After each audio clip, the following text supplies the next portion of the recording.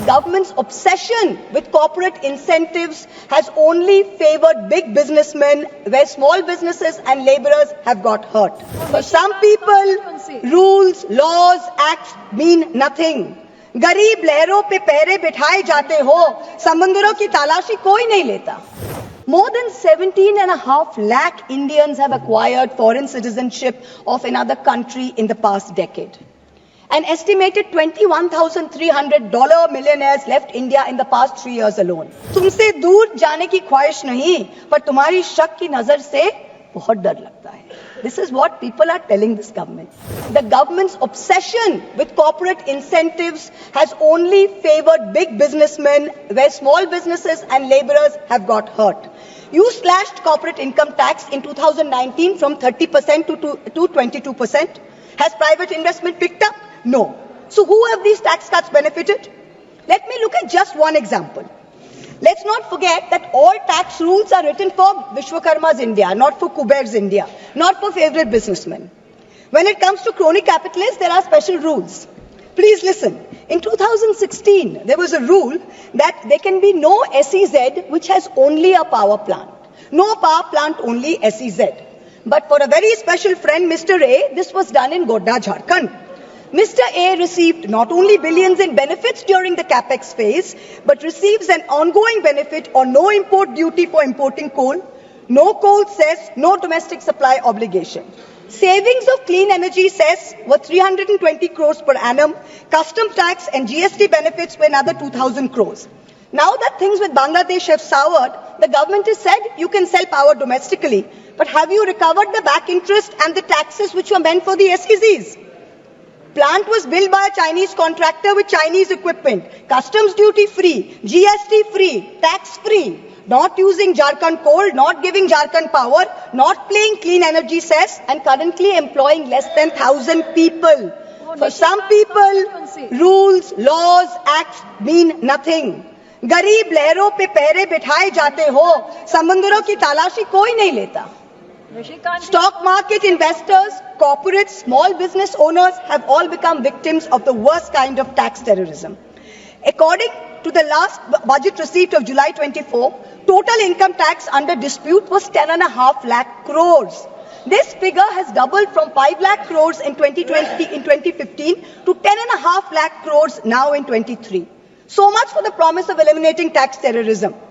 When you're looking at the CBDT's Action Plan 24-25, it gives us data on pending appeals. It's telling us every year there are more pending appeals than appeals which are being disposed of. So what kind of dispute resolution are we managing? It is estimated that there are 6 lakh pending appeals today. The Indian IT tax department has followed an adversarial approach. It unnecessarily pursues all appeals at all levels regardless of outcome. And all your department officials, there is absolutely no penalty on pursuing frivolous regulation. So kahin bhi kuch bhi case laga do. There's bad drafting of tax laws, different interpretations, high courts are providing divergent opinions, there's confusion.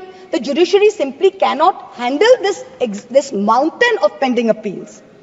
More than 17.5 lakh Indians have acquired foreign citizenship of another country in the past decade.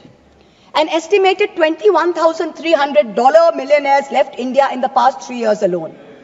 तुमसे दूर जाने की ख्वाहिश नहीं, पर तुम्हारी शक की डर से बहुत डर लगता है.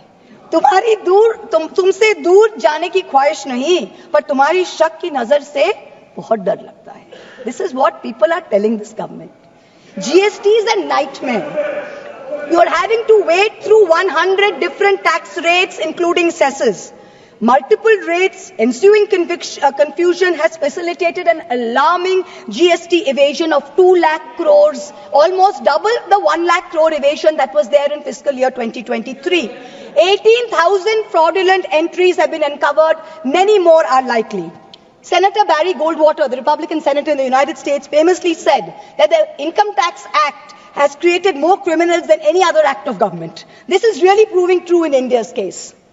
Honorable Chairperson, the government's draconian taxation policies have turned our stock market into a breeding ground for tax uncertainty. Let's examine the facts, they're mind-boggling. 2004 capital gains tax eliminated, replaced by a 0.1% securities transaction tax. 2018 BJP government reintroducing 10% long-term capital gains tax. 2024 this long-term capital gains hiked to 12.5%. Short-term capital gains increased from 10% to 15% in 2018 to 20% in 2025. Securities transaction tax hiked by 60% in 2024. Corporate dividends, once taxed at flat 15%, are now taxed at slab rates with TDS. The government and the SEBI have together destroyed wealth creation in the stock market, both domestic and foreign. When you have Europe, when you have the US, you have Singapore, who are aggressively attracting investors, we are driving them away with policy arrogance and excessive taxation.